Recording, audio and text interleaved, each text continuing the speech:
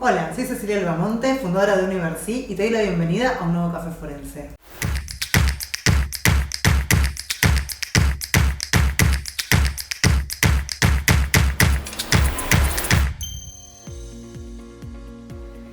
En el café forense de hoy veremos el rol del perito en la cámara Gesell, junto a la licenciada Goraglia. Bueno, algunos me conocen, otros no. Mi nombre es Cecilia Albamonte, soy psicóloga forense.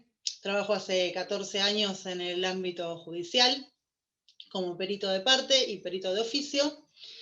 Hace un año con la pandemia, va a ser un año ahora, empecé con el proyecto de Universi, con empezar a dar cursos, formar peritos de lo que es mi experiencia. La idea siempre tiene que ver con poder trasladar un poco la experiencia sumando a la teoría a la práctica, porque la realidad es que la teoría es algo que lo tenemos de la facultad, de cursos, y la práctica es lo que más nos hace falta. Por eso mis cursos siempre son más mechados con práctica, con ejemplos, y tratar de trasladar un poco el saber.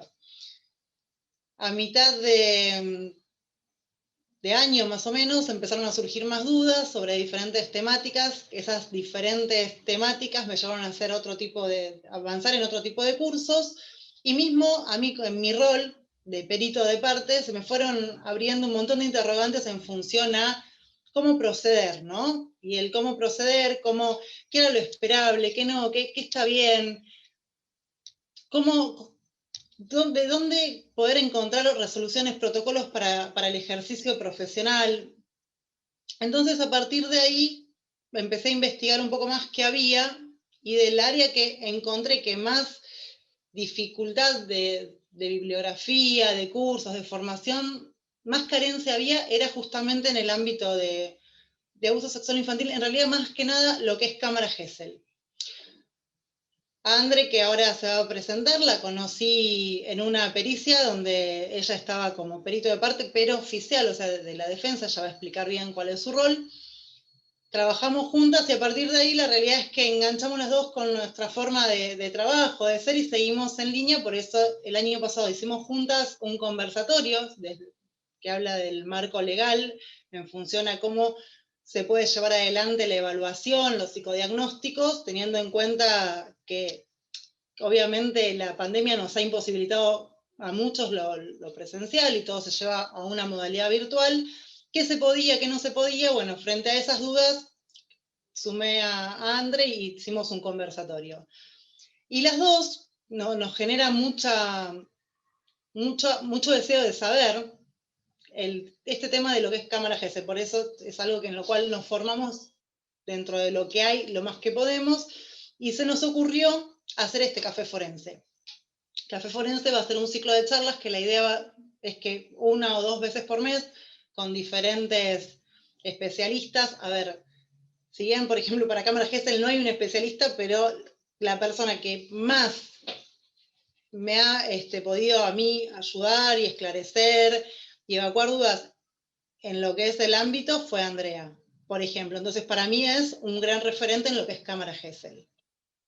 La idea va a ser que tengamos diferentes encuentros en los cuales podamos conversar. O sea, la charla acá va a ser con Andrea un poco sobre qué es esto de cámara Gesell, cómo entrar como perito de parte, qué se espera, qué hace, cuál es el rol del perito oficial.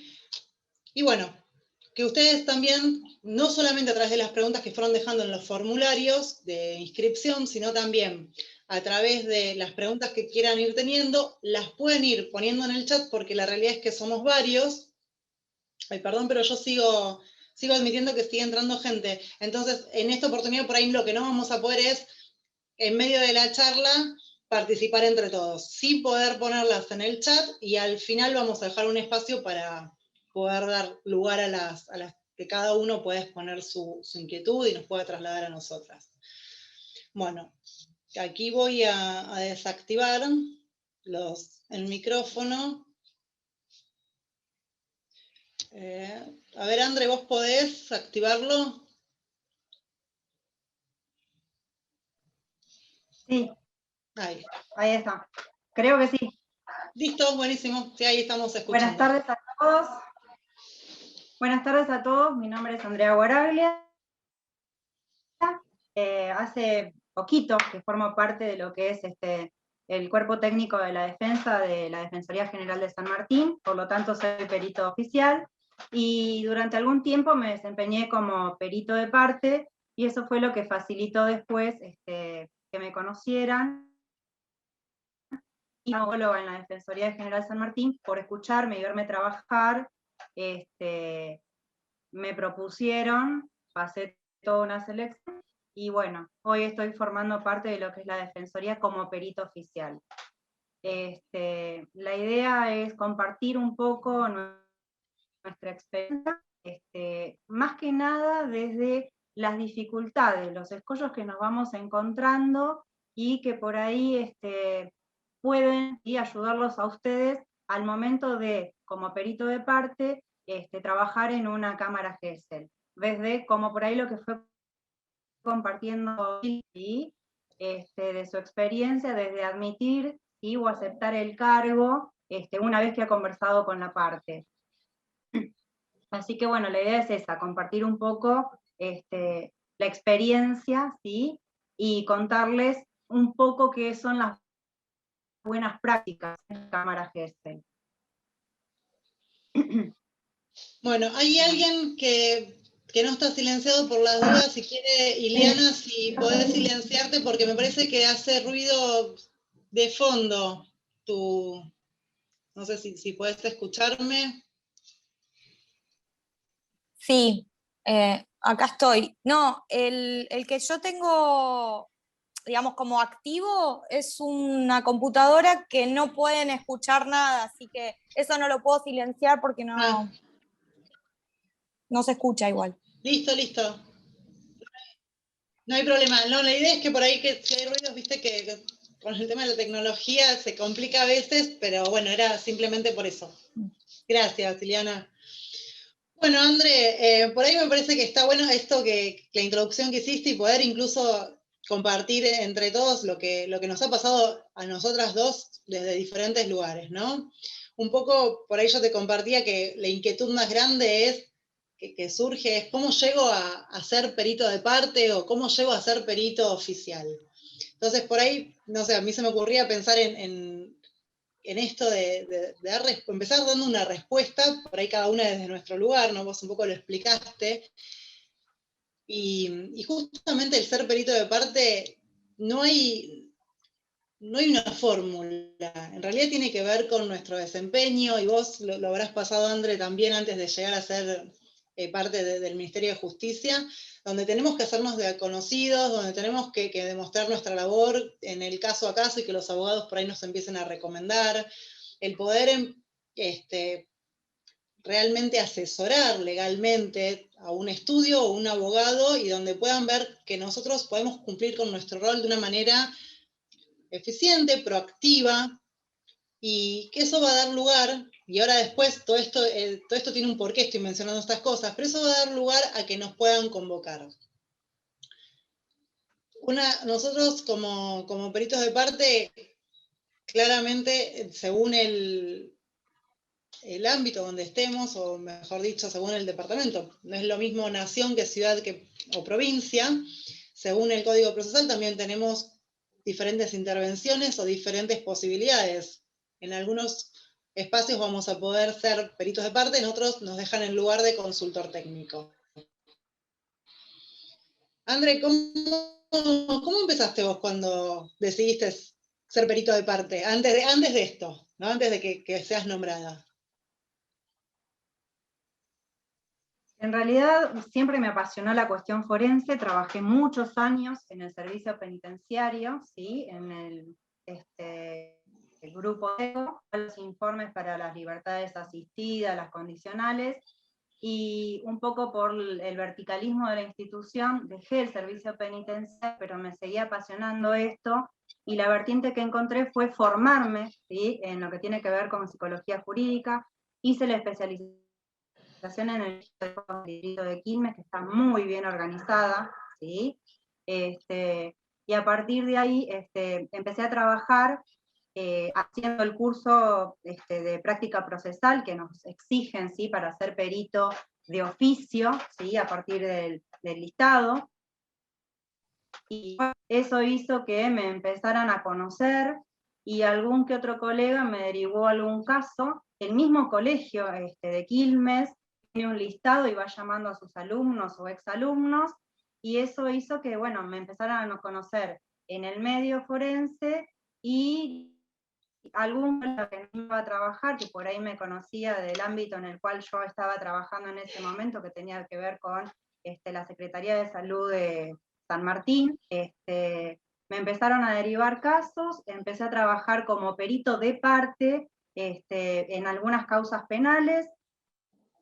Eso hizo que yo supiera, se enterara, y me empezaron a escuchar cómo trabajaba. En una discusión que tuve muy acalorada con un defensor, había 2 defensoras escuchando sin que yo supiera, porque estaban trabajando en sus despachos, escuchaban la conversación, y bueno, eso hizo que me llamaran a brazos y se fueron enterando, y faltando a un perito psicólogo, recibí la propuesta de presentar el currículum, pasar por la y bueno, y quedar como perito oficial en la actualidad.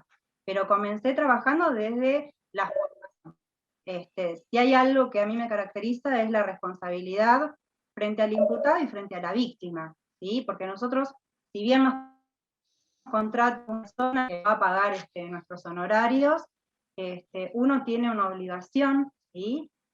Con su título y con su matrícula, y es no faltar a la ética. Entonces, para no faltar a la ética hay que tener formación, y esa formación tiene que ser rigurosa, por lo menos desde mi entender, ¿sí? Exactamente, exactamente. Mi forma de actuar. Sí, bueno, André, eso hizo que me fueran convocando viendo el trabajo. Lo comparto con vos totalmente, el tema de la formación, es algo que lo hablamos las dos muchísimo en cosas que nos van pasando, incluso cuando nos toca trabajar con peritos oficiales, ¿no? Digo, que la otra persona, que nosotros seamos peritos de parte y que la otra persona sea un perito oficial, no da cuenta que la otra persona tiene por qué saber más que nosotros, ¿no? Muchas veces surge esto del temor, o bueno, el otro es el oficial, yo soy el de parte. André, seguramente a vos te ha pasado en su momento lo mismo que hoy me pasa a mí, muchas veces que me consultan y me dicen, te necesito para una pericia de cámara Gesell, una pericia psicológica de cámara Gesell. No, a ver, es terrible la falta de conocimiento, y uno puede entender por ahí que esta falta de conocimiento la puedan tener los letrados, los abogados, porque no tienen por qué por ahí saberlo, pues justamente su mundo es otro, su ámbito es otro. Pero nosotros como profesionales, como peritos de parte, no podemos desconocer ciertas cosas. No podemos desconocer que una cámara Gesell difiere completamente, no es lo mismo que una pericia psicológica. Entonces, a mí esto con André lo hablamos muchísimo, ¿no? Cuántas veces se confunden, cuántas veces no. Da igual decir pericia psicológica que cámara Gesell, cuando la cámara Gesell es una instancia en la cual se llama para testificar, para declarar, para que el niño, niña, adolescente, o víctima, o testigo de un abuso pueda declarar.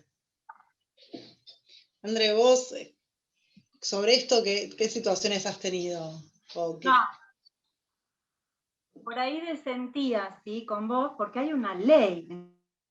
Entonces, en el mundo de los abogados tienen que conocer que hay una ley, ¿sí? Que es la ley Rosansky, que es la que implementa la Cámara Gesell, no cualquier ley. Entonces, es una ley que tiene alcance nacional, y realmente voy a ampliar lo que vos decías, y sirve para tomar una declaración testimonial a niñas, niños, adolescentes e incapaces, ¿sí? Personas que tienen alguna discapacidad, alguna dificultad de lenguaje, ¿sí? O bien que tienen algún problema de salud mental. Entonces, esas personas, algún hecho delictivo, alguna situación de maltrato, alguna situación de violencia, alguna situación de abuso, tienen derecho, ¿sí?, a que se les proteja su integridad. Entonces, pueden declarar, ¿sí?, y deben declarar bajo una modalidad en la cual se les pueda alcanzar todos los derechos que le caben por la ley. Entonces, la Cámara Gesell, ¿sí?, como vos bien decías, no es una prueba, ¿sí? Yo no sé por qué lo confunden, ¿sí? Los abogados no deberían confundirlo porque hay una ley, ¿sí? Está en su terreno, no en el nuestro, y hay un montón de protocolos, cada provincia tiene el suyo, para poder aplicarlo, ¿sí? Lo más adecuado posible, ¿sí? A la comprensión de la persona que ha sido víctima y que ha visto vulnerado algún derecho que tenga que ver con su integridad, porque es abuso, y está bien, porque es lo que mayormente, ¿sí?, recibimos como consulta y es donde nos piden una intervención. Pero también hay otras situaciones donde no es un abuso, donde puede ser un incesto, donde puede ser maltrato, donde puede ser alguna situación de violencia, ¿sí?, que ha surgido, que se ha tomado conocimiento en la escuela, o que se ha tomado conocimiento en el juzgado de familia, o está en el servicio local. Entonces, no es solamente situaciones de abuso, es el dispositivo en el cual se le debe tomar la declaración testimonial a la niña, niño o adolescente, o persona incapaz, ¿sí?, con esta salvedad que dice, de discapacidad, o que sufra de algún trastorno mental, puede ser una persona mayor de 16 años, ¿sí?, que sufra algún padecimiento mental, que sufra un retraso leve y que realmente tenga el lenguaje o las condiciones para que lo evalúe un fiscal, ¿sí? Y tampoco la palabra es evaluar, porque muchas veces, ¿sí?, que aparece el término evaluar, y creo que de ahí es la confusión, en realidad es la toma de declaración testimonial. Es con lo que se debería iniciar o es con lo que se inicia cualquier expediente en el ámbito penal. Y ahí por ahí entra un poco lo que también hemos estado hablando nosotras y que nos preguntaron más de uno, que tiene que ver con esto de concepto de prueba, ¿no? A ver, que muchos, bueno, pero es parte del proceso. ¿Qué significa que sea parte del proceso? ¿Es una prueba? ¿No es una prueba? A ver, es una prueba, pero no es una prueba psicológica, no es una pericia. Es la prueba inicial, es fundamental tomar la declaración como está diciendo André. Lo que pasa es que muchas veces se confunde con que si es prueba es la prueba pericial. No, distas, una cosa no tiene nada que ver con la otra. Entonces, estas cosas, bueno, yo por ahí soy un poco más tolerante con los colegas de otras ciencias, de la ciencia forense, colegas de otras ramas, pero porque más allá de que está la ley Rosansky, que la deberíamos conocer todos, por ahí es más esperable que un abogado por ahí pueda confundir instancias. Yo sé, André, que vos en eso sos muy estricta y te respeto y me encanta cómo sos, por eso me apoyo mucho en vos, pero bueno, yo en eso que decía los abogados entiendo que por ahí ellos pueden confundir instancias. Lo que no nos puede pasar es a nosotros esto de confundir. ¿Por qué? Porque nos va a hacer meter la pata en todo el proceso a nosotros. Desde el momento que aceptamos el cargo, que vamos a entender que aceptamos el cargo para hacer una función que no la vamos a hacer. O sea, no es lo mismo estar como consultor técnico en una cámara Gesell que estar como perito de parte en una pericia psicológica. Entonces, si ya nosotros tenemos mal el concepto, ya estamos arrancando mal el rol. Ya no podemos... Empezando que tenemos que asesorar al abogado, ya arrancamos no asesorando, o sea, siendo cómplices de un malentendido o un mal enunciado. André, esto que yo digo que es prueba y que lo estuvimos debatiendo hoy, ¿no? Por ahí también es importante que vos, que lo sabés, que si querés, no sé, aclararlo, esto de cómo se llega a que sea la prueba, que estaba bueno. Bueno, voy a hacer dos diferenciaciones que son muy importantes. Cecilia no estaba de acuerdo, pero yo me voy a meter en esta parte igual, por lo siguiente. No es una prueba pericial, ¿sí? Nosotros cuando intervenimos en una prueba pericial se va a tomar una técnicas y se va a elevar un informe en función de los indicadores que hayamos encontrado, ¿sí? O no, porque puede ser que no los encontremos o que no estén claros, sobre maltrato, sobre abuso, sobre situaciones de violencias padecidas por el menor o incapaz. Y otro detalle, ¿sí? Porque según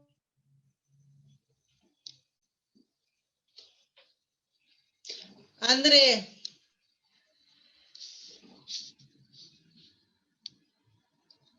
El audio.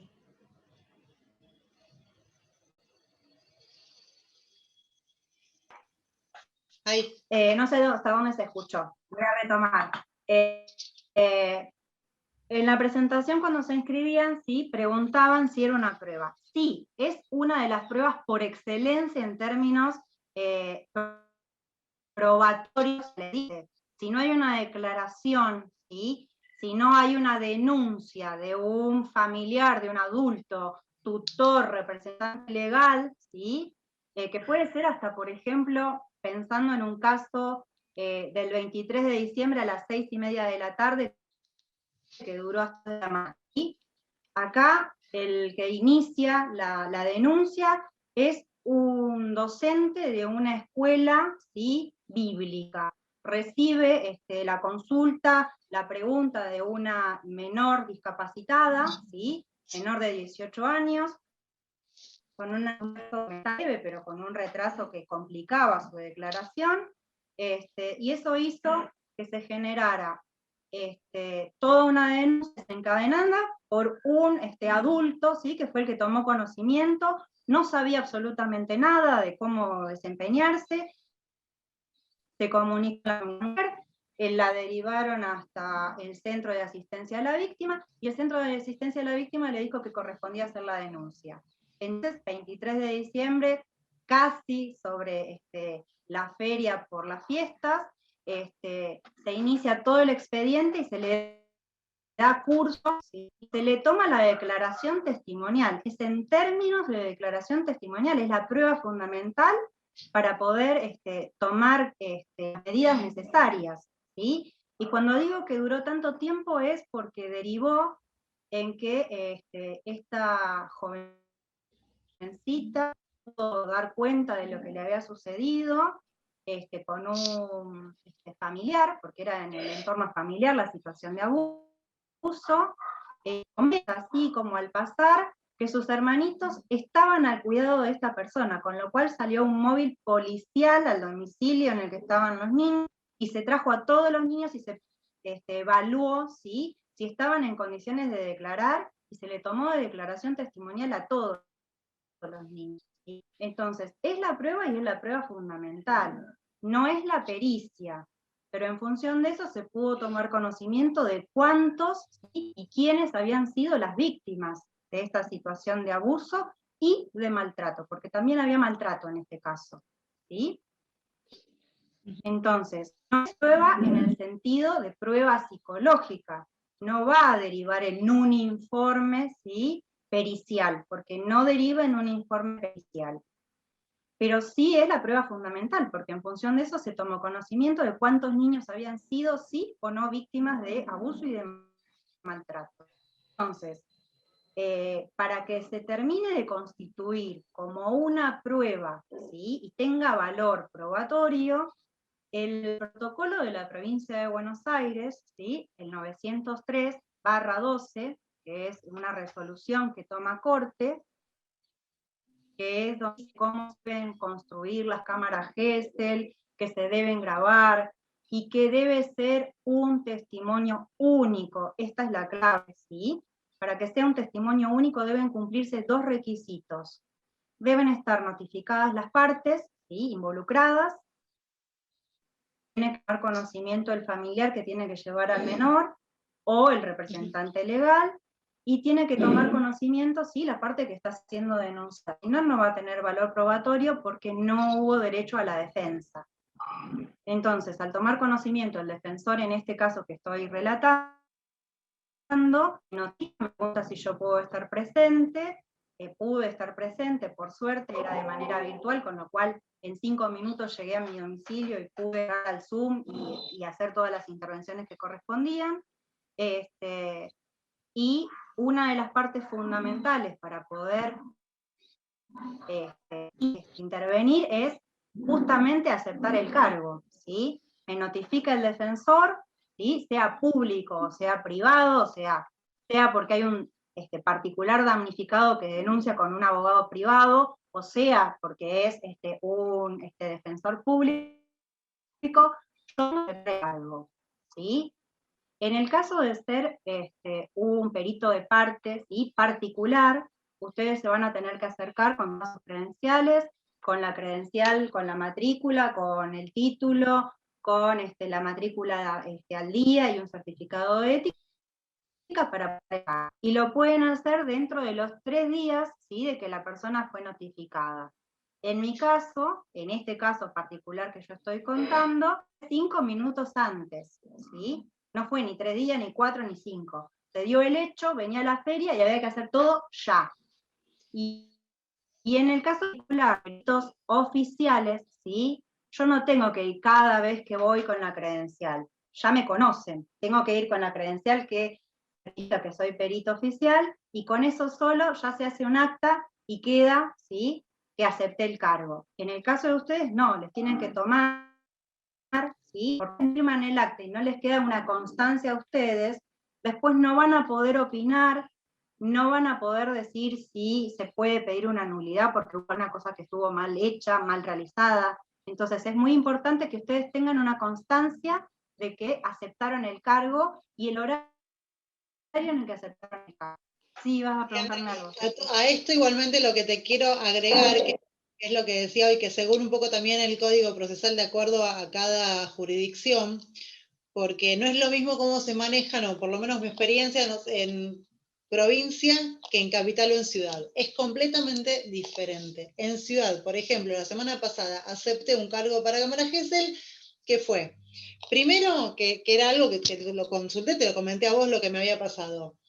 Se contacta un abogado que requiere mis servicios como perito, le explico, porque lo que siempre suelo hacer es explicarle a los abogados de qué se trata bien la Cámara Gesell, cómo funciona, qué es lo que, según de dónde es el abogado, de dónde es la causa, cómo se va a llevar a cabo.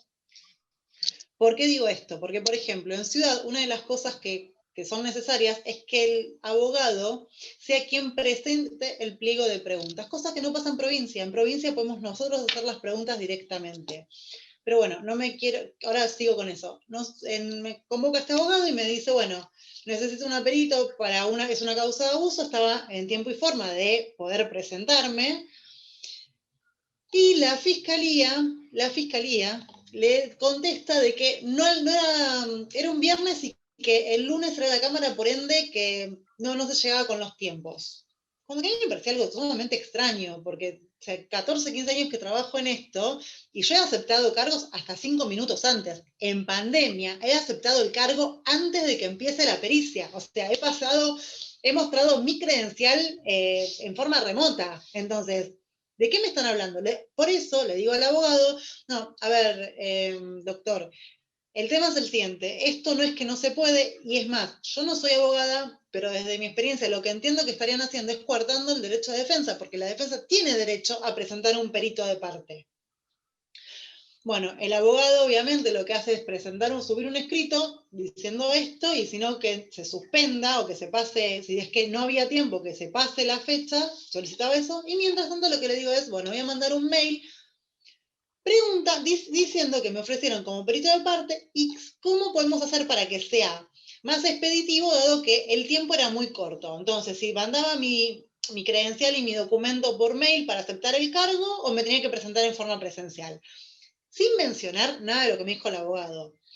A las 2 horas nos responden a los dos. Al abogado le responden que no hay ningún problema, que está bien, que iban a tomar la excepción y que me iban a tomar a mí como perito. Y a mí me contestan de que como yo quiera, que el cargo lo podía aceptar o en forma remota o presencialmente. Claramente, los que estaban incurriendo en el error es la fiscalía. Si el abogado, porque no, a ver, este abogado, por ejemplo, con el que me tocó trabajar, trabajó muchos años en provincia, pero no sabía cómo es el sistema en ciudad. Y sobre todo, en ciudad, es muy nuevo. Entonces, no es nación, es ciudad. Entonces, él desconocía, más allá de que Diandre va a diferir conmigo en esto, porque va a decir, yo sé que ella va a pensar que lo tiene que saber. Bueno, claramente no siempre se sabe, y si el abogado no seguía esta instancia, se iba a quedar sin perito de parte. Ahora, ¿qué era lo grave de quedarse sin perito de parte? De que si después hay que plantear una nulidad, el abogado no la puede presentar. A ver, el abogado solamente va a estar ahí, opinar, y es más, si existe, que algo que no pasó es que no hubo asesor de menores. A mí me sorprendió muchísimo porque es un derecho del niño tener su asesor y no estuvo presente. ¿Y en qué perjudica esto al niño? En que no hay un otro que esté cuidando cómo se pregunta. Entonces, no solamente el cómo, porque por una cuestión de ser psicólogo, sino que además se requiere ser especialista en mínimamente tener formación en niños, y hay cosas que se deben preguntar de una determinada manera. Porque si no podemos estar revictimizando, podemos estar induciendo. Si no hay un asesor y al abogado se le ocurre preguntar, como se le puede ocurrir desde el lugar de abogado, ¿qué es lo que va a pasar? Que o bien la perita oficial diga, no, no doy lugar a esa pregunta, entonces quede, y eso se podría haber reformulado con un perito de parte, que esa es nuestra función. ¿Cuál es nuestra función? ¿Qué hacemos nosotros sola, perito de parte? Nosotros nos encargamos de asesorar al abogado, reformular, ponernos de acuerdo. Para mí el trabajo en forma ensamblada es fundamental, ponernos de acuerdo, ver qué es lo que necesitamos, hablar con la persona, con el imputado, escuchar bien cómo fueron, y en base a eso también incluso ver para dónde podemos disparar las preguntas, qué es lo más importante, que a veces el perito oficial no lo hace. Mismo yo a veces me dan ganas de tener la guía de las buenas prácticas de UNICEF, tipo manualcito, e ir viendo, a ver, tilando, bueno, esto lo hizo, esto no lo hizo, esto lo hizo, esto no lo hizo, porque es impresionante cómo se llevan puesto la guía de las buenas prácticas. Es impresionante y es algo que nosotros, peritos psicólogos, lo tenemos que objetar. No nos podemos quedar callados. Hay otra gran diferencia que André mencionó, el tema de informes. En provincia, las veces que yo actué como perito de parte, y la última de provincia fue en diciembre, no hay informe de en sí de la Cámara Gesell. El informe es de la entrevista preliminar, donde se da cuenta si la niña o el niño o el adolescente o quien la supuesta víctima está en condiciones de declarar. Pero de la Cámara no se realiza informe. Esto me pasó en provincia. Ahora, en Capital hay informe. No, yo no participo de lo que es la entrevista preliminar, que se hace en el mismo momento, 2 minutos antes, que yo ni me entero qué es lo que se dice, pero después hay un informe de lo que es la Cámara Gesell, donde también hay una guía del cómo, qué es lo que se debe respetar en ese informe. Perdón, André, que por ahí un poco te interrumpí para sumar esto de no solo lo que me ha pasado, sino esto de que tiene que ver justamente con las diferencias en ciudad, nación, provincia. Voy a retomar en relación a la aceptación de cargo y algo que vos decías recién, ¿sí? Cuando los tiempos dan, cuando tenemos más de 72 horas, o tenemos las 72 horas porque nos proponen rápido, nos ponemos de acuerdo con el imputado, es muy importante conocer el expediente y si pasa el cargo, ¿sí? A mí particularmente me pasó, ¿sí?, que me consultaran, porque habían consultado a como 5 o 6 peritos que habían ido a aceptar un expediente, y la persona que estaba imputada, porque a mí me pedían como perito la víctima, ¿sí? Porque creían que el imputado tenía conocimientos y relaciones con los fiscales, y era una causa bastante pesada en relación a violencia, abusos. Entonces lo que me pedían era operar la víctima. Y lo que había tomado como modalidad del imputado era, cuando el perito aceptaba el cargo, que uno deja todos los datos, empezaba a amenazarlo. Le mandaba mensajes, le mandaba mail, se le presentaba en la puerta de la casa, esas 72, 48, 24 horas previas. Entonces, ¿qué ocurría? El perito, asustado de que una persona se le estuviera parando en la casa, lo estuviera amenazando, le dijera cosas, que iba y hacía la denuncia, lo que haría cualquier hijo de vecino. Si vos estás siendo amenazado, vas y denuncias. Con lo cual, la víctima se quedaba sin perito de parte, porque uno no puede tener, ¿sí?, ningún pleito, ninguna pelea, ninguna deuda, como dice el Código Procesal Civil y el Código de Nación.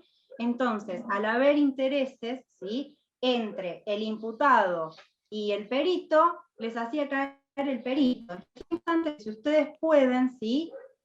Como experiencia se los transmito, puedan leer previamente el expediente y en esos casos, ¿sí? Llamar en todo caso a la fiscalía, decirles que van a intervenir, pero que se van a presentar 5 minutos antes, 5, 10, 15 minutos antes, no figuren en el expediente y esta persona no los denuncie o no los haga a ustedes denunciarlos por Acoso. amenazas, con lo cual ustedes tienen la posibilidad de intervenir en el expediente o van a pedir que sus intervenciones no sean tomadas en cuenta o sean nulas, porque van a ver que es de por medio, porque ustedes fueron amenazados e hicieron la denuncia contra el señor o señora.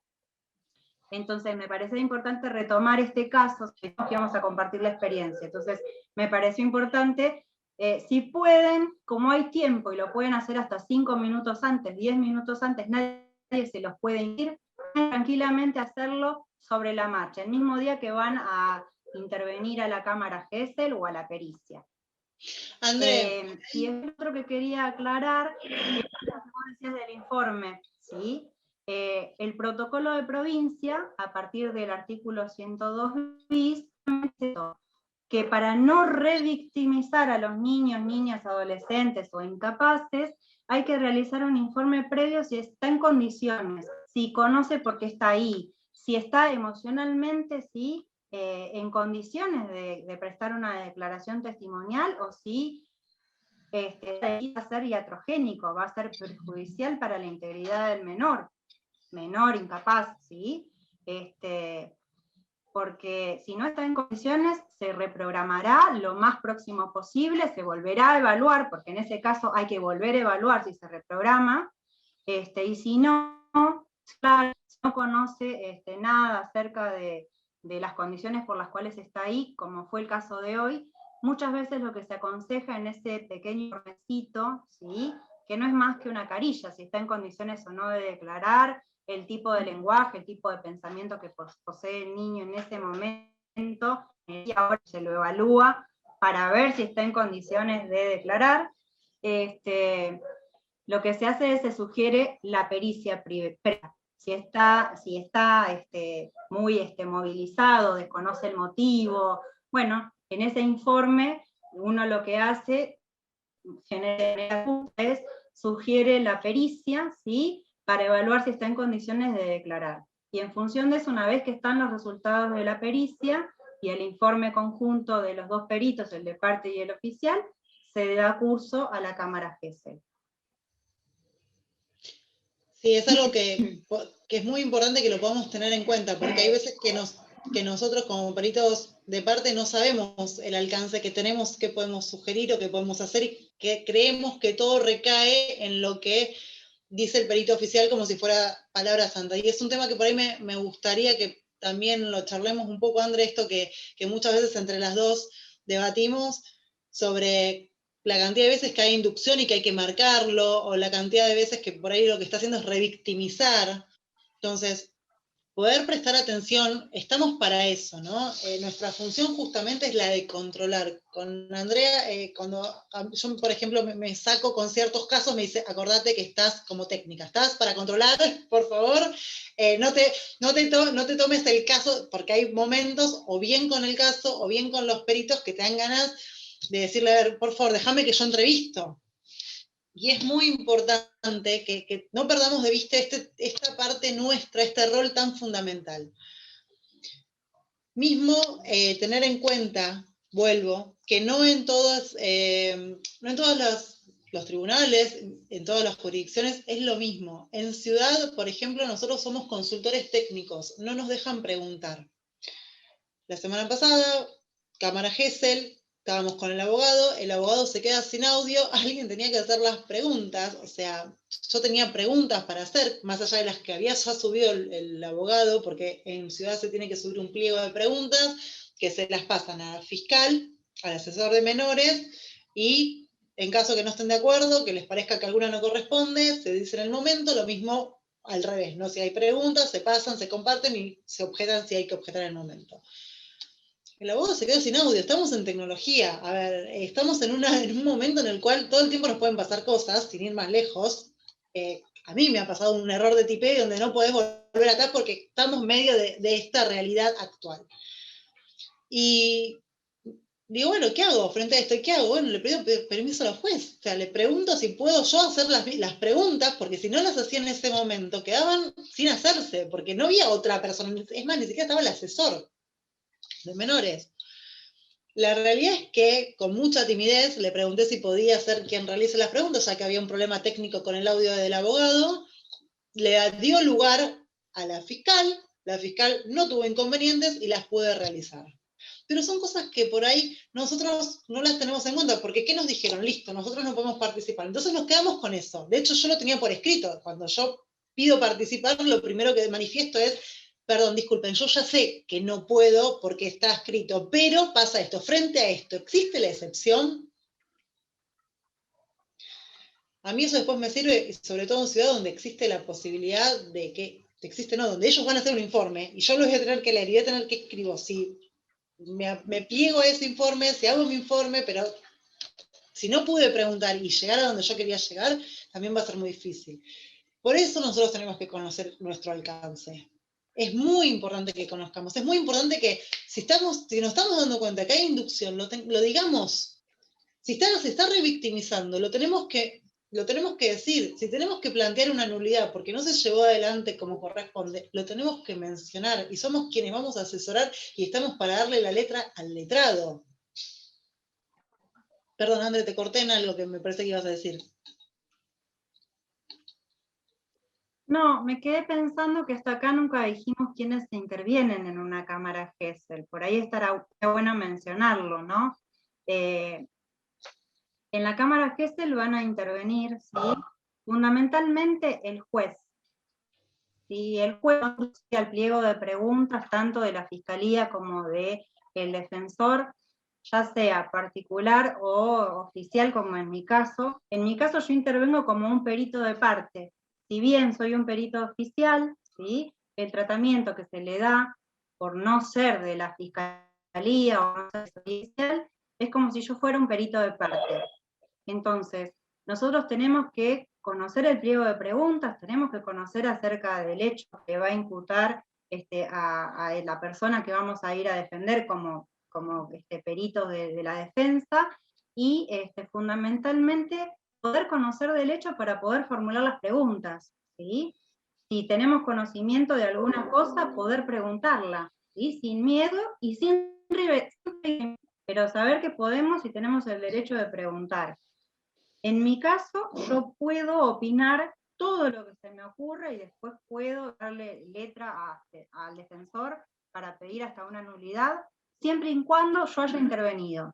Si la cámara Gesell se llevó a cabo antes de esperar, yo voy a tener derecho a verla, ¿sí?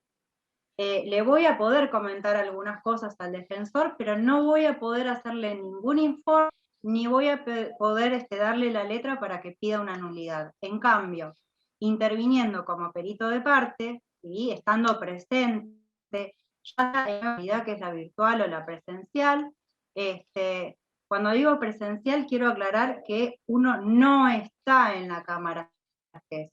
Yo voy a ir a presenciarla, ¿sí? Pero voy a estar del otro lado del vidrio, porque justamente como es un dispositivo la cámara Gesell, para que sea un testimonio, ¿sí? Una declaración testimonial, por única vez, para no revictimizar, porque ese es el objetivo de la cámara Gesell, yo no voy a estar con el niño. La persona que va a estar con el niño, la que le va a hacer las preguntas, va a ser la perito oficial de la Fiscalía, de la asesoría pericial o del fuero de responsabilidad penal juvenil, que son quienes son peritos oficiales y hoy por hoy hacen las cámaras Gesell por los reglamentos de San Martín, ¿sí?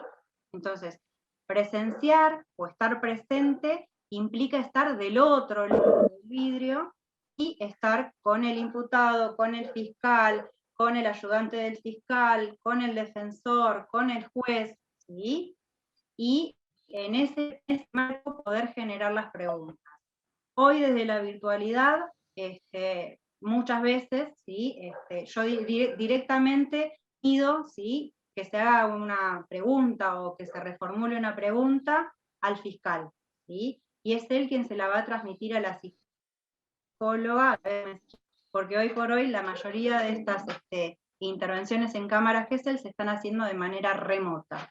Entonces, me dan un día, un horario, y yo voy a presenciarla por un Zoom. Generalmente es a través del Zoom. Había otro sistema, que es el que implementó el Ministerio Público, que no está funcionando muy bien, entonces generalmente se toman por Zoom. Y cuando las personas no tienen acceso al Zoom, se están haciendo por videollamada de WhatsApp. Es la modalidad que encontraron, que permite ser grabada. Pero la entrevista preliminar es por WhatsApp. Las veces que yo estuve participando, las entrevistas preliminares se están haciendo por WhatsApp. Por grupo de WhatsApp, que la hace la psicóloga, la perita oficial.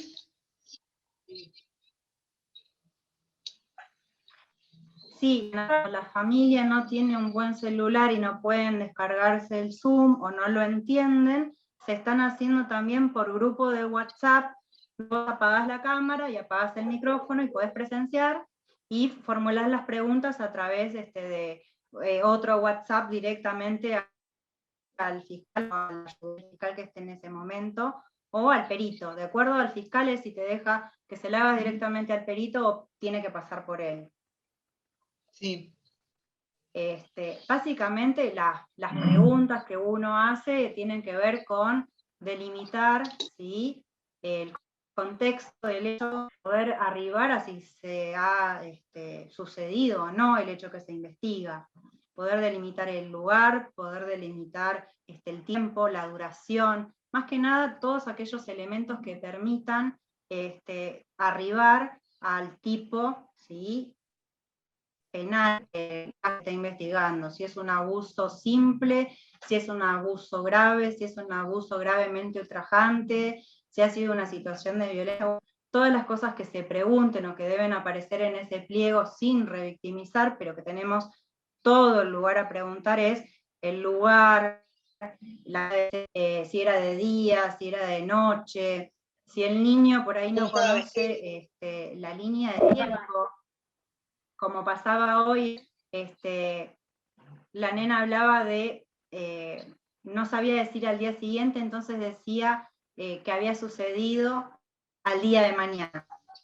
Entonces hay que adecuar siempre el lenguaje del perito a las condiciones, ¿sí?, cognitivas y emocionales del niño, porque a veces no tienen las herramientas cognitivas porque no han madurado, porque por la edad cronológica, por la edad madurativa, ¿sí?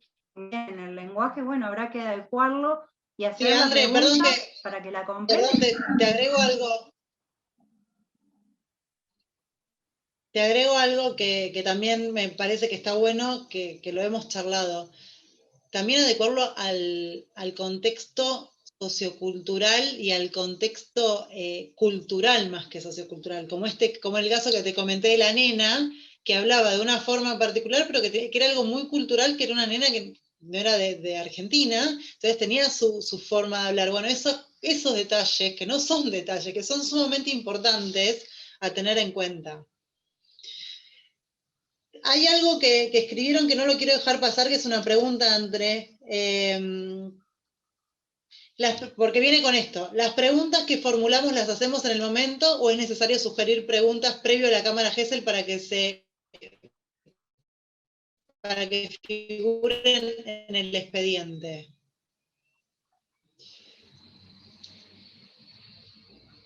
En lo que es, como yo mencionaba antes, desde mi experiencia, lo que es ciudad es lo único que nosotros tenemos que formularlas previamente, se las damos al abogado y el abogado es quien las presenta, que sería el pliego de preguntas. En nación y en provincia, yo las he formulado en el momento de la cámara, obviamente, como dice André, las trasladás y ellos son quienes bueno, en mi caso fue una de las veces a la jueza, otra vez a la fiscalía, y ellos se la trasladan a la perito oficial.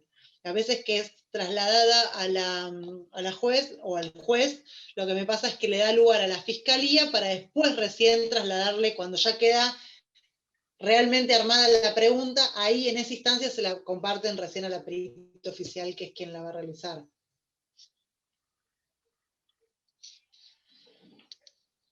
No sé. Siempre lo que están Liliana. haciendo va a depender de cada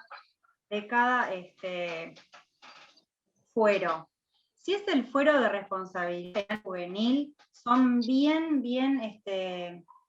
ortodoxos y se guían por la ley. Hay que formular el pliego de preguntas y se podrá hacer alguna que otra pregunta en función de lo que haya surgido, ¿sí? Como dudas, como material de la Cámara Gesell en el momento. Pero básicamente lo que haya estado en el pliego de preguntas previo, que se discutió, ¿sí? Discutieron el fiscal, el defensor, si eran procedentes o improcedentes, y luego, ¿sí?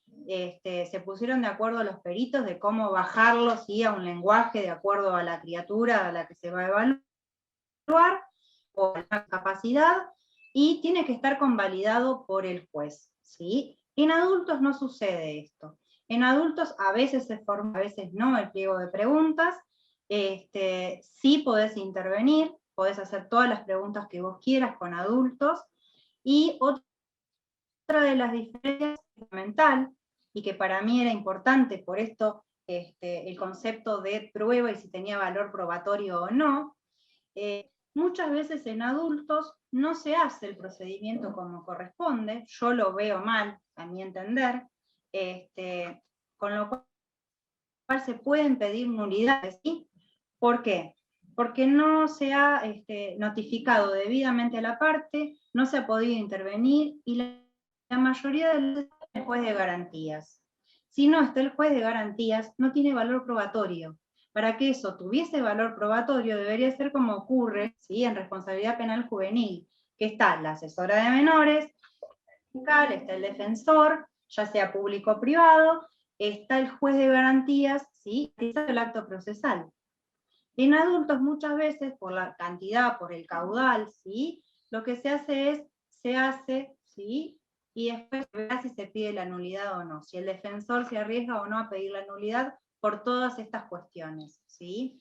Y la realidad es que la mayoría de las causas de adultos terminan en juicio, ¿sí? Y demoran 2, 3 años, y frente a la situación lo que se hace es una prueba pericial previa al juicio para ver si está en condiciones de declarar, y muchas veces no se incorpora a la Cámara Gesell como una, sino que directamente se le toma testimonio, ¿sí? A la víctima, con lo cual no se está cumpliendo, ¿sí? Lo que justamente pretende el cuerpo de la ley, que es proteger, ¿sí? a la víctima, al menor víctima de alguna situación de algún delito, se evite la revictimización. Si yo ya lo evalué, le tomé la Cámara Gesell, lo vuelvo a evaluar para ver si está en condiciones de declarar, y luego declarar en el juicio, lo estoy recontra victimizando, porque cada una de las veces que le pido que rememore, ¿sí? Lo estoy victimizando, no estoy cumpliendo, ¿sí? Lo que dice el cuerpo de la ley, por lo menos la ley Rosanqui, que el objetivo es no revictimizar, ¿sí? A las víctimas de delitos contra la integridad. Por lo menos ese es el objetivo, yo lo que veo es que no se está alcanzando. Bueno, justamente yo una pregunta, perdón André, te corto un segundo, justamente una de las preguntas tenía que ver con lo que acabas de contestar, si se cuida la integridad psíquica del niño, sí, que es lo que hablábamos. Pero bueno, mira, venimos ya creo que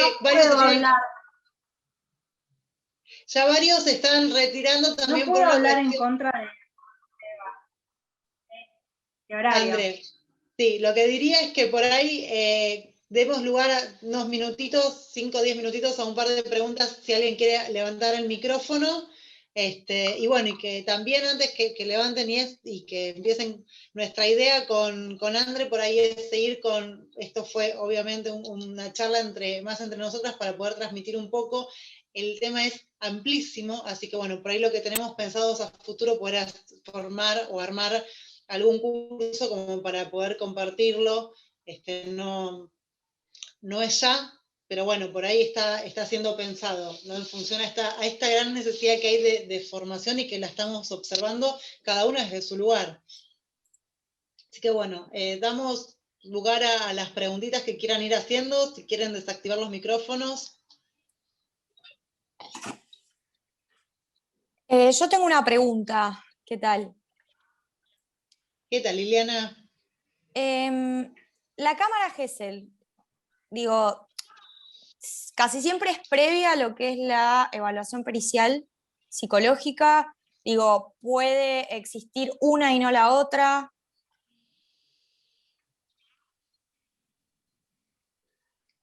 Mira, yo te voy a contestar desde lo que a mí me ha pasado y seguramente André va a ampliar.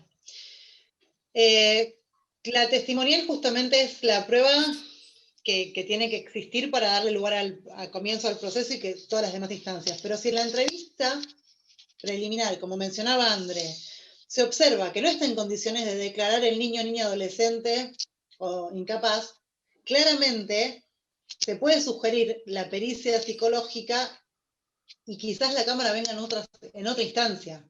Ajá. Pero por lo menos mi experiencia siempre ha sido como muy marcado. Cámara, pericia. Bien, perfecto. Pero se puede invertir o prescindir de una, digamos, en algunos casos.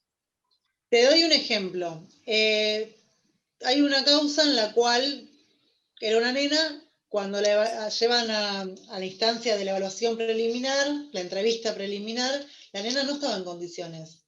La vuelven a citar a los 6 meses. Reprograman, como dice André, hay que volver a evaluar. A los 6 meses se la vuelve a evaluar a la nena y la nena no estaba en condiciones de declarar. Se pidió una pericia. Nunca se llegó a una cámara.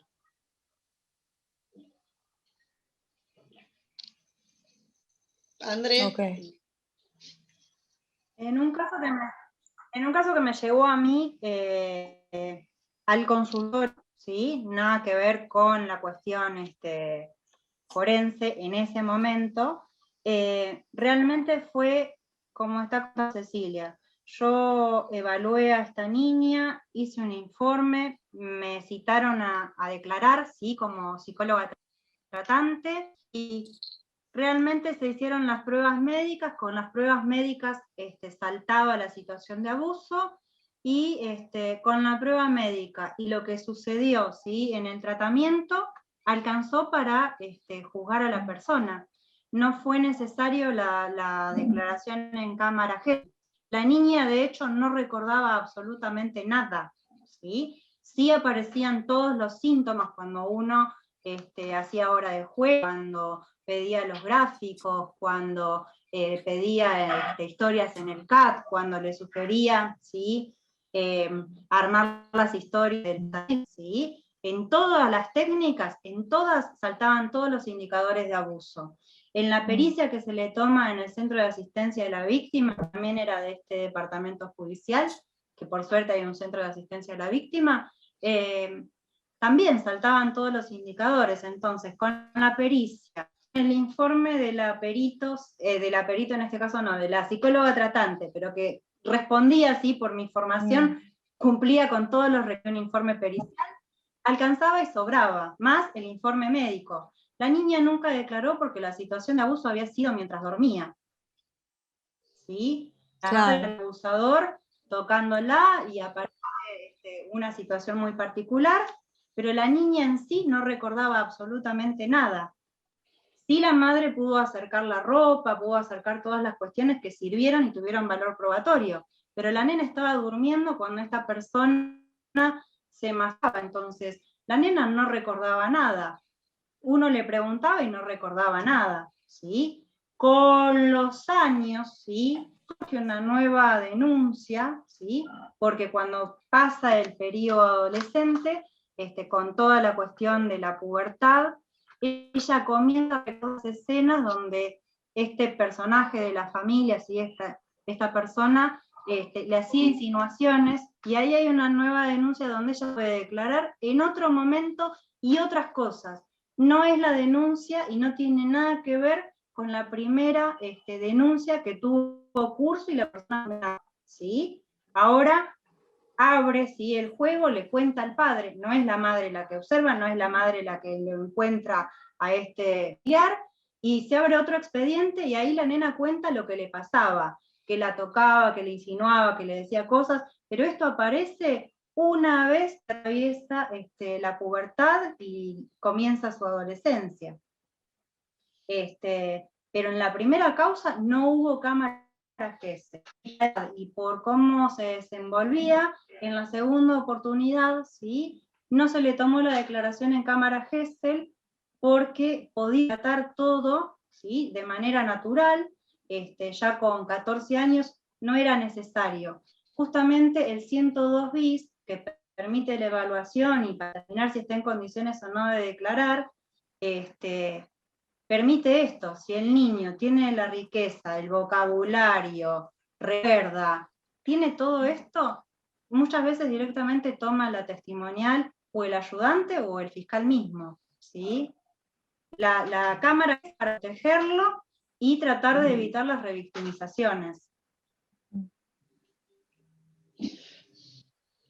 Pero en el primer expediente no hubo cámara Gesell. No.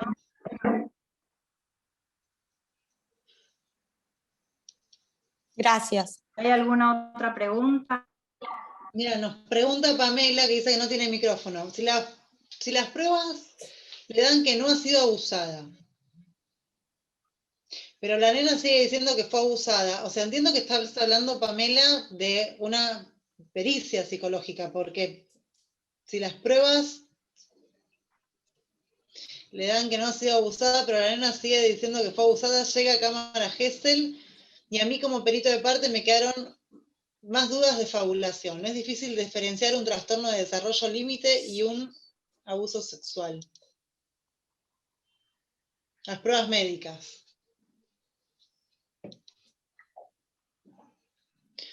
A ver.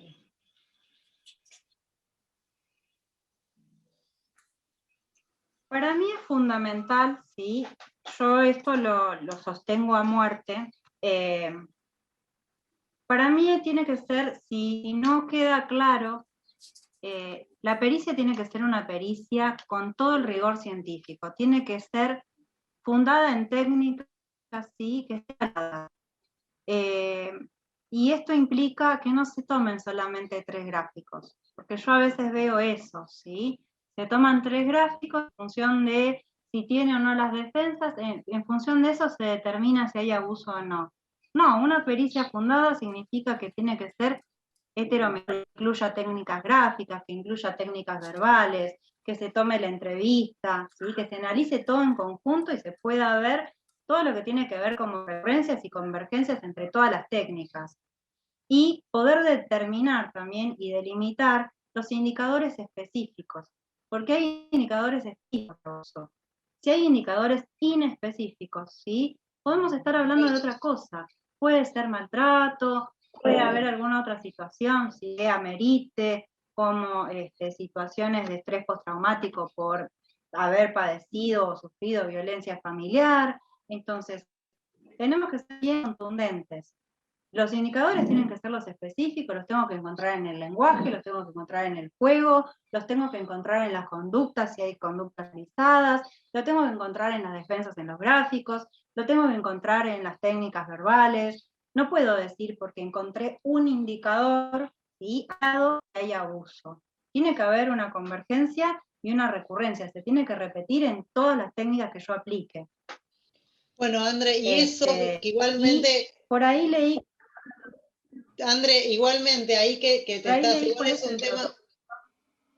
que es un tema súper amplio, por eso yo decía que da para hablar muchísimo y bueno, por ahí incluso nos están preguntando qué tipos de técnicas, pero ya sería hablar un montón más que no es por ahí para resumir tanto. Lo que dijiste me parece que es sumamente importante y está introduciendo bien a lo que es, y este lugar nuestro de peritos de parte, ¿no? De poder conversar con el perito oficial y sugerir. Tenemos el derecho a sugerir cuáles son las técnicas. Igualmente ahí estamos hablando de pericia y estaríamos corriéndonos de lo que es la cámara, pero estas cosas pasan porque el tema nos lleva a esto. Bueno, no sé, por ahí preguntar si hay algo más puntual y si no ya damos el cierre acá. Buenas noches, chicas. Perdón. No, está bien. ¿Qué tal? Pregunta. No, bueno, justamente iba a preguntar esto, ¿no? Si nosotros podemos sugerir, porque a mí me pasa en determinadas causas que toman 3 gráficos. Me ha pasado en una causa de abuso donde la perito oficial en el vender le dice cómo tiene que utilizar la hoja, le corre la hoja, eh, muchas desprolijidades con respecto a esto. Entonces, esto era mi pregunta, ¿no? Si nosotros como perito de partes podemos recomendar o sugerir de alguna manera tomar otras técnicas, porque para el abuso, que yo me dedico a abuso puntualmente también, es como difícil de hacer un análisis de divergencias y recurrencias en 2 tests. O sea, no se puede hacer como un análisis. Es que no se debe, Cari, el problema no es que no se puede, es Claro. que no se debe. Claro, Bueno, pero me pasa todo el tiempo con los peritos oficiales. Entonces, como que es algo que, esto que dicen no, ustedes, igual que quédate nosotros tranquila, podemos porque no te pasa a vos sugerir, sola. A Andre también le pasa, que ella está jugando de adentro y le pasa incluso a ella. Así que quédate tranquila que bueno, es me algo quedo tranquila entonces. que todos los que estamos del lado de la parte nos pasa, pero sí, sí que podemos. Andre, Bueno, me por quedo ahí tranquila Ricardo. entonces que puedo Por ahí, sugerirlo. Sí, podés, tenés todo el derecho, porque de hecho, sí, el código de que vas a firmar el informe en conformidad, o lo vas a firmar en disconformidad y vas a hacer el propio, ¿sí? Exacto. Pero dice que los peritos tienen que delegar, ¿sí? Y arribar de forma conjunta. Entonces, para poder peritar, ¿sí? Vos tenés que poder evaluar y tenés que poder hacer las técnicas que vos esperes. No te van a dejar que lo hagas vos en primera persona, pero si yo quiero y tengo alguna duda, ¿sí? Sugiero alguna técnica. Yo soy Sí, yo lo he partidaria del sugerido, Roger. perdón, yo he sugerido en un caso de abuso, de otros casos, donde la nena no denotaba que tenía alguna problemática cognitiva. Entonces yo le pregunto a la perita oficial, ¿por qué no le tomó Bender, por ejemplo? Y me dice, no, porque no tenemos tiempo. Esa fue la respuesta.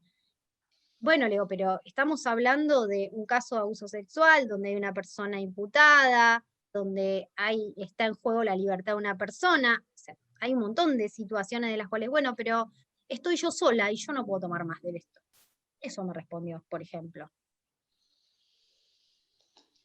Bueno, para eso vos tenés, ¿sí? No me voy a ir de tema porque si no sé si me va a matar, pero tenés el código de ética de ADI, tenés el código de ética, ¿sí? De ejercicio profesional, y hay un código del psicodiagnosticador, ¿sí? Con lo cual ahí tenés elementos y hay condiciones para cumplir, ¿sí? Una batería mínima. Las gráficas no son una batería mínima. Buenísimo. Pero quiero volver, ¿sí? A algo que vos decías y lo voy a volver a traer al terreno de la cámara Gesell, ¿sí? Vos preguntabas si nosotros podemos sugerir. Yo realmente soy una piedra en el zapato, soy muy molesta, ¿sí? Y genero, ¿sí? Un buen vínculo cuando me van conociendo, porque entienden que no lo hago de molesta o de soberbia, sino que lo hago con un fundamento, pero hasta que me conocen por ahí no entienden mi dinámica. Realmente nosotros podemos sugerir. Y a mí se me ha enojado un fiscal, un mensajito y le digo, eso es inducción, eso es inducción, eso es... O sea, si vos le estás preguntando, ¿te dolió? La nena en ningún momento habló de dolor. No, Claro. nunca hablo de dolor en la cámara Gesell. Bueno, yo no le puedo preguntar si le dolió. Yo no puedo entrar a la cámara Gesell, ¿sí? ¿Sí? ¿Qué te pasó? ¿Te pasó algo feo? Estoy induciendo. En todo caso, yo le pregunto, ¿sí? ¿Sabes por qué estás acá? ¿Sabes por qué nos encontramos esta mañana, esta tarde? ¿Sabes por qué viniste? ¿Sabes dónde estamos? ¿Sí? ¿Cómo te fue en la escuela? ¿De dónde venís? Sí, tengo que establecer un mínimo rapport, pero no puedo establecer el rapport preguntándole, ¿sí? ¿Te pasó algo feo? ¿Pasó algo? ¿Alguien te hizo algo que no te gustaba? Porque eso es inducción. ¿Sí? Totalmente. Tampoco le puedo introducir vocabulario, ¿sí? Sexualizado. Está diciendo que fue un tocamiento o que fue una situación de abuso sexual agravado, pero en ningún momento dio cuenta, ¿sí? De si hubo una penetración o no. No corresponde que yo revictimice preguntándole, ¿te penetró con qué? ¿Con el dedo? ¿Con uno? ¿Con dos? usó el pene, usó el preservativo, es vocabulario que la criatura haya utilizado. Sí me voy a basar, y tengo que tomarlo, ¿sí? Si el niño me dice, sí, salió un líquido amarillo, tenía un gusto que no me... Bueno, esas cosas sí las tengo que retomar, ¿sí? Para poder determinar el tipo delictivo, ¿sí? Porque hoy un abuso sexual oral, ¿sí?, es un delito. Hace un par de años atrás no estaba codificado. Hoy está codificado, ayuda al fiscal, ayuda a la causa y ayuda a que se le crea al niño, más allá, ¿sí?, de que perjudique a mi imputado. Puedo no formarlo, ¿sí?, pero en el caso del perito oficial, si lo pesca, lo tiene que repreguntar, pero no puede preguntar, ¿sí?, de la nada, si el niño no dijo, te hizo esto, te hizo lo otro, no debe, ¿sí?, porque es No, y aparte, André,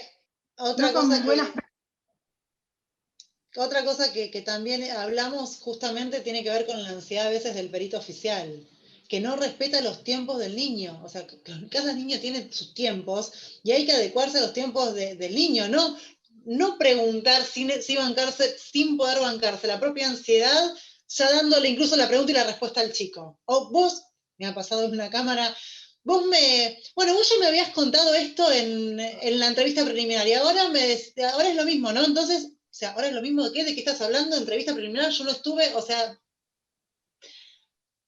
eso es ansiedad del perito, eso es no respetar los tiempos, eso es no preguntar como corresponde. Bueno, entonces esas cosas son fundamentales. Para que amplíe algo. Me diste Gracias, el pie para que chicas. aclare algo, ¿sí? En la entrevista preliminar, como bien lo dice, es una entrevista preliminar, la del 102 bis en provincia de Buenos Aires, ¿sí? Que está regulado y está estipulado en el protocolo de provincia que les nombré, el 903 del 12. Bien, dice bien clarito, ¿sí? Es una evaluación preliminar para estimar si hay condiciones, para ver cuál es el nivel del lenguaje, para ver el estado madurativo, pero de ninguna manera, le voy a preguntar por el hecho. No le voy a preguntar por el hecho, porque si no estoy revictimizando. Entonces, en el 102 bis, que es la entrevista preliminar, voy a determinar si está en condiciones, si habla, si sabe por qué está. Si me dice que no sabe, ¿sí? No sabe. No voy a insistir. No le voy a preguntar, ¿te tocó o no te tocó? Esto que decía recién. Bueno, ¿te pasó algo feo? No, porque es revictimizar. Perdón, hace poco, mira, algo que creo que te lo comenté que me pasó, André, la perita oficial se pone nerviosa porque la nena empieza a dar vueltas y hablaba con diminutivos y la perita oficial no le tenía paciencia y en un momento le dice, bueno, pero a ver, ¿cómo es al final? Entonces dale, pero ¿por adentro o por afuera te tocó? ¿Tú cuando querés meterte adentro de la cama, decir, ¿qué estás haciendo? O sea, por favor, primero que es una criatura, la estás revictimizando. A ver, no podés ponerte nervioso y trasladarle esos nervios y hablarle de esa forma a la nena. O sea, era realmente para plantear la nulidad. Ese informe todavía no se subió, estoy esperándola con cuchillo y tenedor, ¿no? Pero no lo han subido. Pero era tremendo, no podés poner, pero dale, ¿cómo? Pero si ya antes dijiste algo, pero como, ¿qué das tanta vuelta? No fueron esas las palabras, ¿no? Pero fue hasta una postura que yo le comentaba a André, lo que a mí me causó desde el otro lado de estar viendo esa escena y decir, a ver, si a mí me causa esto, esa nena tiene 10 años y pasó por una situación traumática y lo único que está haciendo es maltratarla, porque si le está hablando de esa forma, la está maltratando. O sea, ya está, no podemos dar más vueltas, eso no puede no estar escrito. Ese es nuestro rol. Yo me acordaba ahora que vos contabas hubo un caso, ¿sí?, en plena pandemia dura, cuando no se podía salir a ningún lado, un nene, ¿sí?, donde la madre denuncia una situación de abuso.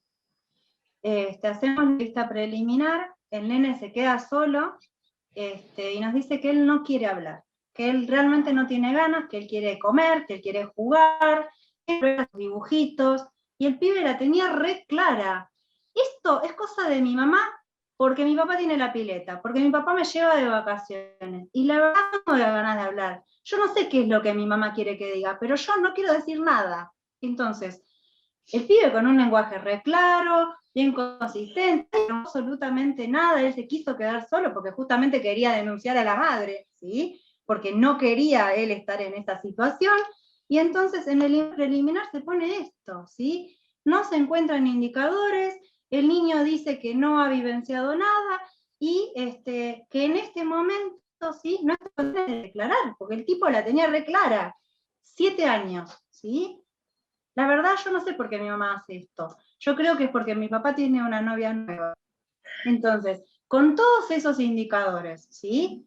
Y la claridad del pibe de que no quiere declarar, no lo podés obligar a declarar. Hay que escuchar, ¿sí? Y vuelvo un poco a las nociones del concepto de cámara Gesell. Justamente como tiene que ver con poder oír al niño, ¿sí? Hacer valer todos los tratados internacionales de derechos humanos y la Declaración Universal de Derechos del Niño, me parece fundamental poder escuchar estas cosas, porque si no, hacemos intervenciones que son iatrogénicas. No se toma una cámara Gesell si no oímos lo que nos está diciendo el niño, que no quiere declarar, que no quiere, ¿sí?, pasar por otra instancia. En ese caso se hará la pericia y se evaluará luego si se puede tomar o no declaración. Pero si él te está diciendo que no bueno, quiere, no quiere, André, acá algo que no mencionamos, me parece, o capaz que vos lo dijiste y no le presté atención, es el consentimiento informado, que cuántas veces no se realiza, no se presenta el consentimiento informado, y es fundamental. Es un paso que no nos podemos olvidar, de que esté presente, que se haya realizado el consentimiento informado. André, me parece que nos hemos recontrapasado de tiempo. Vamos a dejar acá, que obviamente la idea va a ser seguir juntándonos y, bueno, por ahí armar algo en cuanto a un poco más de formación, que les avisaremos. Así que muchas gracias. ¿Te gustó la charla de hoy? Bueno, te invito a suscribirte a mi canal de YouTube y a que me sigas en las redes sociales.